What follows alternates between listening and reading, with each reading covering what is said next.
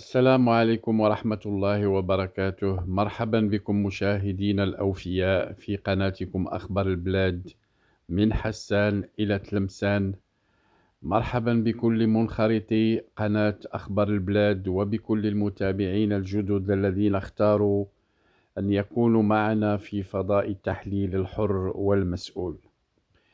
اليوم نفتح ملفا بالغ الحساسية على خلفية التصريحات المنسوبة إلى المشير خليفة حفتر في ليبيا حول ما وصف بتصحيح الظلم التاريخي المرتبط بمرحلة سنة 1957 حيث كان الاستعمار الفرنسي، والحديث عن مناطق جنوب غرب ليبيا في محيط غدامس. لكن سؤالنا في هذا التحليل أعمق من مجرد تحرك عسكري ليبي. السؤال الحقيقي هو كيف تشكلت الحدود في شمال إفريقيا، ومن صنع الدولة الجزائرية بشكلها الحالي. أولاً، هل كانت الجزائر دولة قبل الاستعمار الفرنسي؟ من الناحية التاريخية لم تكن هناك دولة جزائرية بالحدود الحالية قبل 1830. كانت المنطقة أيال عثمانية تابعة اسميا للباب العالي بكيان إداري غير محدد بحدود وطنية دقيقة، حيث كان يشمل فقط نواحي مدينة الجزائر الحالية. لم يكن هناك مفهوم الدولة الوطنية الجزائرية بالشكل الذي نعرفه اليوم. وعندما احتلت فرنسا المنطقة سنة 1830 بعد شرائها التراب المحدد سابقا من تركيا، لم تحتل دولة وطنية ذات حدود مرسومة، بل احتلت إقليما مفتوحا أعادت هي رسم حدوده لاحقا وفق مصالحها الاستراتيجية. وهنا جوهر القضية. السؤال الثاني الذي يطرح نفسه هو فرنسا وصناعة أكبر دولة في إفريقيا، حيث أنه خلال الحقبة الاستعمارية قامت فرنسا بإعادة رسم خرائط الصحراء الكبرى، وضمت مساحات شاسعة إلى ما أصبح لاحقا يسمى الجزائر الفرنسية، ليس باعتبارها امتدادا طبيعيا لكيان سابق، بل كخزان استراتيجي للثروات.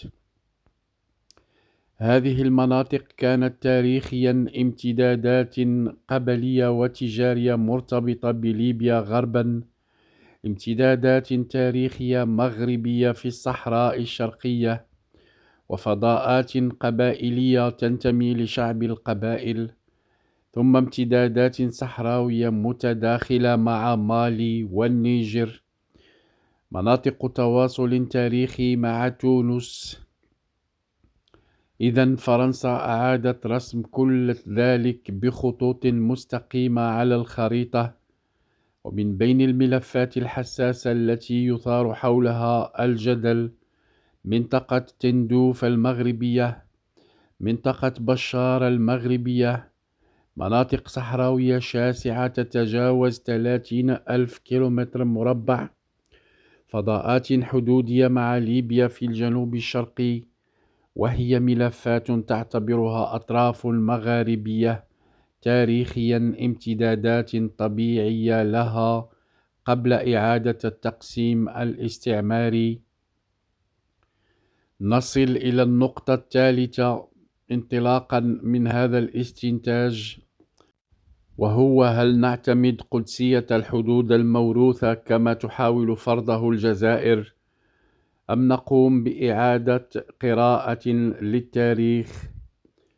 فبعد الاستقلال اعتمدت دول إفريقيا مبدأ احترام الحدود الموروثة عن الاستعمار تفاديا للحروب. لكن السؤال الذي يطرحه الكثيرون اليوم، هل يعني ذلك إغلاق النقاش تاريخيا، أم أن من حق الشعوب إعادة قراءة ما حدث؟ نفس السؤال يطرحه أنصار استقلال شعب القبائل، التيارات المدافعة عن الصحراء الشرقية المغربية، وبعض الأصوات الليبية حول مناطق الجنوب. أطراف من مالي تعتبر أن الحدود فصلت امتدادات اجتماعية واحدة. إذا نحن أمام إرث استعماري ثقيل استفادت منه فرنسا وحدها ومعها صنيعتها الجزائر. إرث استعماري ثقيل لا أمام تاريخ وطني متجانس. هنا نصل إلى البعد السياسي المعاصر، فالتصريحات المرتبطة بالجنوب الليبي تأتي في سياق إقليمي متوتر، لكن تحويل الملف إلى نقاش تاريخي أوسع يعيد طرح سؤال واحد أمام ذلك التوتر: هل الجزائر دولة تشكلت طبيعيا عبر تطور تاريخي داخلي، أم أنها دولة بحدود موسعة استعمارية رسمتها فرنسا على حساب فضاءات مجاورة؟ وهذا هو لب الجدل.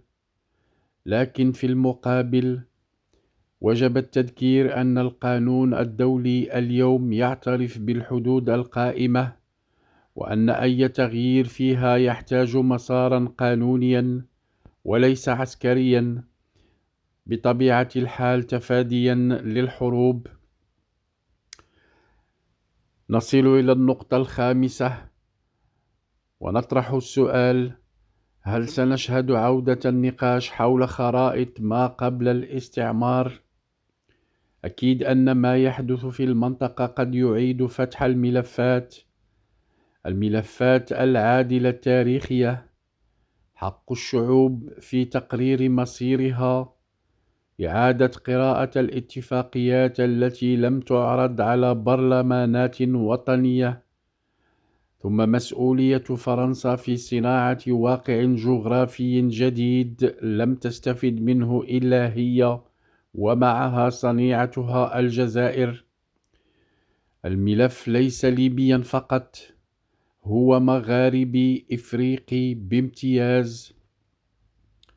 وهنا اسمحوا لي أن أوجه رسالة إلى المتابعين المنخرطين المستمعين في قناة أخبار البلاد، فنحن لا نصدر أحكاما بل نفتح النقاش ونطرح الأسئلة التي يتجنبها الإعلام التقليدي، ثم نناقش الملفات الحساسة بعقل بارد وبتحليل استراتيجي.